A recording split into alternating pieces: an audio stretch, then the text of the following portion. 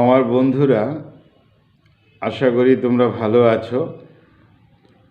Welcome to my channel honours bros. আজকে আমাদের আলোচ্য বিষয় সাহিত্য ক্ষেত্রে classical age or classical period, অর্থাৎ age of Greek Roman writers. আমরা সরাসরি আলোচনায় চলে যাব।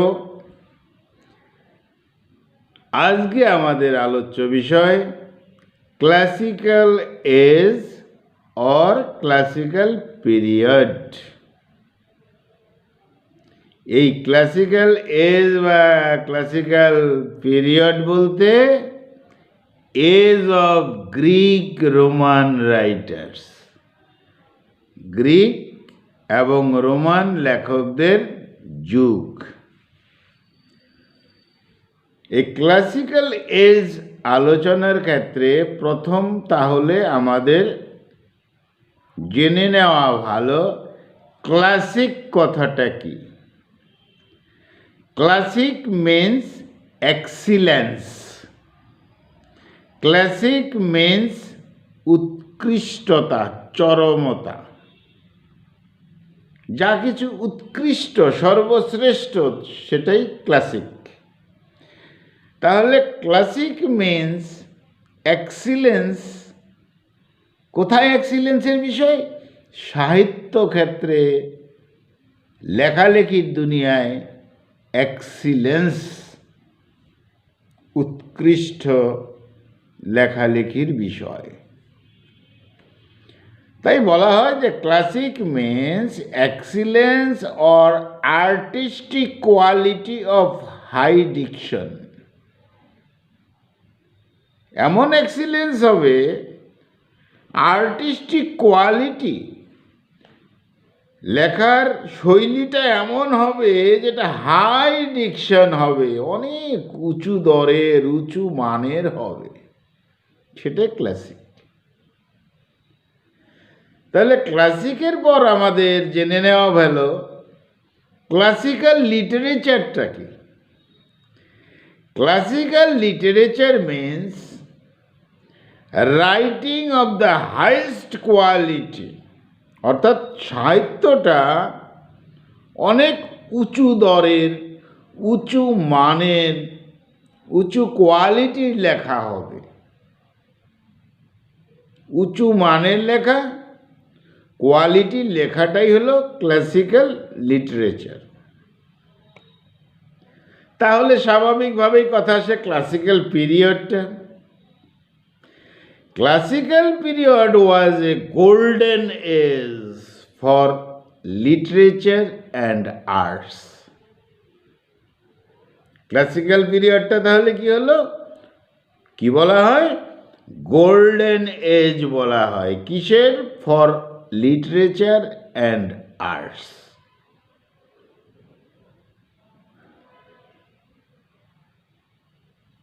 All those Greeks and Roman writers, গ্রিকের এবং রোমান লেখক কবিরা, who wrote works like, তারা যেমন লিখেছিলেন ইলিয়াড, ওডিসি, এনিয়েড, এইসব ক্লাসিক্যাল লেখা। অর্থাৎ ক্লাসিক্যাল লিটারেচার বললেই আমরা গ্রিকদের কথা বুঝি, আমরা রোমানদের কথা বুঝি, আমাদের কাছে ইলিয়াডের কথা মনে আসে, ওডেসির কথা মনে আসে, এনিয়েডের কথা মনে আসে। তাহলে কথা হলো ক্লাসিসিজম। ক্লাসিসিজম ব্যাপারটা হলো আর্ট অ্যান্ড স্টাইল অ্যান্ড থিওরিতে, অর্থাৎ থিওরি অফ আর্ট থাকবে, শিল্পের একটা তত্ত্ব থাকবে, একটা তথ্য থাকবে। আর সেটা কে করেছেন? অ্যানশিয়েন্ট গ্রিকস অ্যান্ড রোমান্সরা করেছেন।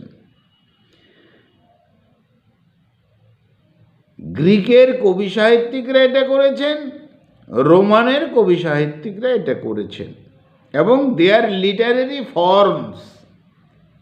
এই যে গ্রিক অ্যান্ড রোমান্সদের লিটারেরি যে স্টাইল, লিটারেরি যে ফর্মসটা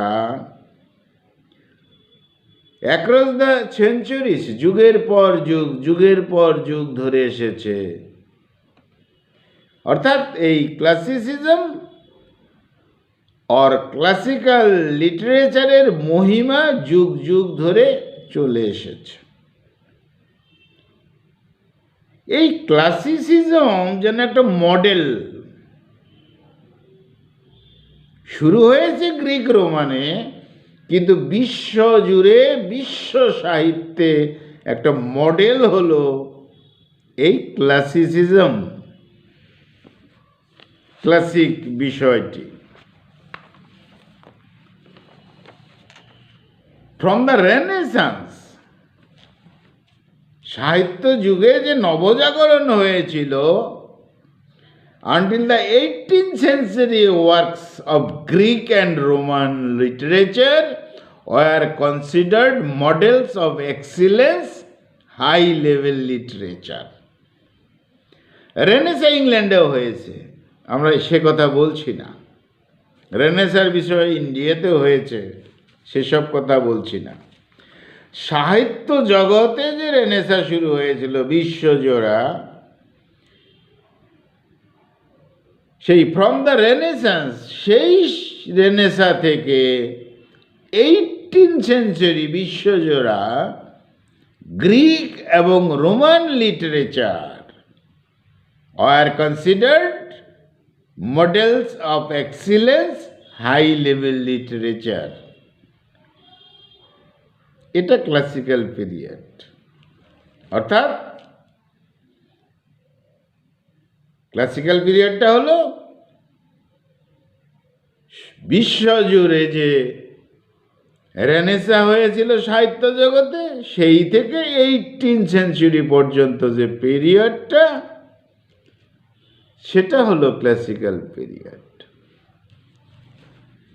ancient Greek and Roman writers stressed, এই গ্রিক এবং রোমান রাইটাররা জোর দিয়েছিলেন on reason reflected in theme, লেখার বিষয়বস্তুর উপর, রিজনের উপর, ইউনিটি অফ পারপাসের উপর অ্যান্ড ডিজাইনের উপর। কল্পনা টল্পনাগুলো কম ছিল। আর এই classicism is based on the idea that nature, প্রকৃতির প্রতি, প্রকৃতি। এই ক্লাসিক্যাল পিরিয়ডের রাইটার্সরা প্রকৃতির প্রতিও ইম্পর্টেন্স দিয়েছেন। আর কিসের উপর দিয়েছেন? Human nature. প্রকৃতির উপর তো নেচার দিয়েছেন, সঙ্গে সঙ্গে হিউম্যান নেচার, মানুষের প্রকৃতি, মানুষের চারিত্রিক বৈশিষ্ট্যের দিকের উপর। Reason and thought, not imagination. Reason, কারণ অ্যান্ড থট, তার উপর গুরুত্ব দিয়েছেন, নট ইমাজিনেশন। কল্পনা করে, শুধু কল্পনা, কল্পনার জগতে উড়ে উড়ে সাহিত্য রচনা, সেটা ছিল না। এই ক্লাসিক্যাল পিরিয়ডকে আমরা 4 ভাগে ভাগ করতে পারি। ক্লাসিক্যাল পিরিয়ডকে, অর্থাৎ সাহিত্য ক্ষেত্রে ক্লাসিক্যাল পিরিয়ডকে 4 ভাগে ভাগ করা যায়। First, Homeric or heroic period. Classical পিরিয়ডের যে ভাগ আছে 4টি, তার প্রথম ভাগ হলো হোমারিক অর হিরোইক পিরিয়ড। এখানে মেইন রাইটার স্বাভাবিকভাবেই হোমার, যিনি লিখেছেন ইলিয়াড, ওডেসি। ক্লাসিক্যাল পিরিয়ডের দ্বিতীয় ভাগে ক্লাসিক্যাল গ্রিক পিরিয়ড। এখানে মেইন রাইটার্সরা হলেন Plato, Socrates, Aristotle, Euripides, Sophocles. আর এই পার্টটাকেই বলা হয় গোল্ডেন এজ ইন গ্রিস। গেল দ্বিতীয় ভাগ। তৃতীয় ভাগে নাম হলো ক্লাসিক্যাল রোমান পিরিয়ড। এখানে মেইন রাইটার্স যারা, লেখক কবি যারা, তাদের মধ্যে ওভিড, হরেস, ভার্জিল, সিসেরিও, এরা ছিলেন ক্লাসিক্যাল রোমান পিরিয়ডে। তখন ছিলেন কিং অগাস্টাসের সময়, Roman imperial period. Last part হলো যেটা, সেটা হলো প্যাট্রিস্টিক পিরিয়ড। অর্থাৎ এই পিরিয়ডে, এই অংশে যারা লিখেছেন তারা হলেন Saint Augustine, Saint Cyprian, Saint Ambrose, Saint Jerome. তারা সবাই ক্রিশ্চিয়ান রাইটার্স ছিলেন। তাহলে ক্লাসিক্যাল পিরিয়ডকে আমরা চারটি ভাগে ভাগ করতে দেখতে পেলাম। প্রথম ভাগ হোমারিক অর হিরোইক পিরিয়ড, যেখানে হোমার ছিলেন প্রধান লেখালেখির ক্ষেত্রে, যিনি ইলিয়াড ওডিসি লিখেছেন। দ্বিতীয় ভাগের নাম ক্লাসিক্যাল গ্রিক পিরিয়ড, যেখানে লিখেছেন Plato, Socrates, Aristotle, Euripides, Sophocles. আর এই অংশটাকে বলা হয় golden age in Greece. Third পার্টে বলা হলো ক্লাসিক্যাল রোমান পিরিয়ড। এই ক্লাসিক্যাল রোমান পিরিয়ডে কবি সাহিত্যিকরা ছিলেন ওভিড, হরেস, ভার্জিল, সিসেরিও। আর এই সময়টা ছিল কিং অগাস্টাসের সময়। লাস্ট পার্টটা হলো ক্রিশ্চিয়ান রাইটার্সদের পার্ট। সেখানে লিখেছেন Saint Augustine, Saint Cyprian, Saint Ambrose, Saint Jerome. এই চার ভাগে ভাগ করা হয়েছিল ক্লাসিক্যাল পিরিয়ডকে। এই যে আমরা নাম পেয়েছি সেন্ট জেরোম, তিনি বাইবেলকে হিব্রু ভাষা থেকে ল্যাটিনে লেখার প্রয়াস করেছিলেন। এবার আমরা লক্ষ্য করব ক্লাসিক্যাল পিরিয়ডে বিলিফটা কী ছিল, তারা কিসের উপর বিশ্বাস করতেন। তাই বলা হয় 5 ক্লাসিক্যাল বিলিফস। তারা 5 ধরনের বিশ্বাস করতেন। কি কি বিশ্বাস করতেন এই ক্লাসিক্যাল রাইটার্সরা? World and man are good and orderly. সঠিকভাবে চলে, ভালোভাবে চলে, অর্থাৎ গুরুত্ব দিয়েছেন এই বিশ্ব জগৎকে, ওয়ার্ল্ডকে এবং মানুষকে। ক্লাসিক্যাল রাইটার্সদের বিশ্বাস ছিল এই বিশ্বের প্রতি এবং মানুষের প্রতি। দ্বিতীয়ত তাদের বিশ্বাস ছিল everyone can better themselves with reason। কারণ অনুসন্ধান করলেই, যে কোনো জিনিসের কারণ যুক্তি দিয়ে কারণ অনুসন্ধান করলেই যেন মানুষ তার বেটারমেন্ট পায়। কারণ ছাড়া কিছু না, কারণ চাই, কারণ। 3 নম্বর বিষয়ে তারা বিশ্বাস করতেন God wants man to be happy। ঈশ্বর সবসময় মানুষকে সুখী করতে চায়। এই ক্লাসিক্যাল রাইটারদের বিশ্বাস ছিল যে ঈশ্বর সবসময় মানুষদের সুখী করতে চান। 4 নম্বর বিশ্বাস ছিল ওয়ারশিপ গড, ঈশ্বরকে পূজা করো, ঈশ্বরের প্রার্থনা করো। কিভাবে? By doing good for others, অন্য মানুষের উপকার করে, মানুষকে সেবা করে, মানুষকে ভালোবেসে ঈশ্বরকে ভালোবাসো। এটা ছিল ক্লাসিক্যাল রাইটার্সদের বিলিফ। লাস্ট 5 নম্বর বিলিফ ছিল nature is a place to learn, প্রকৃতি থেকেই অনেক কিছু শেখা যায়। তাহলে এই ছিল ক্লাসিক্যাল রাইটার্সদের বিশ্বাস। বিশ্বকে বিশ্বাস করতেন, মানুষকে বিশ্বাস করতেন, ঈশ্বরকে বিশ্বাস করতেন, মানুষকে পূজা করলে ঈশ্বরকে পূজা করা হয় বিশ্বাস করতেন, এবং প্রকৃতি থেকে অনেক কিছু শেখা যায়। এই সমস্ত বিষয়ের উপর গুরুত্ব দিয়েছিলেন ক্লাসিক্যাল রাইটার্স।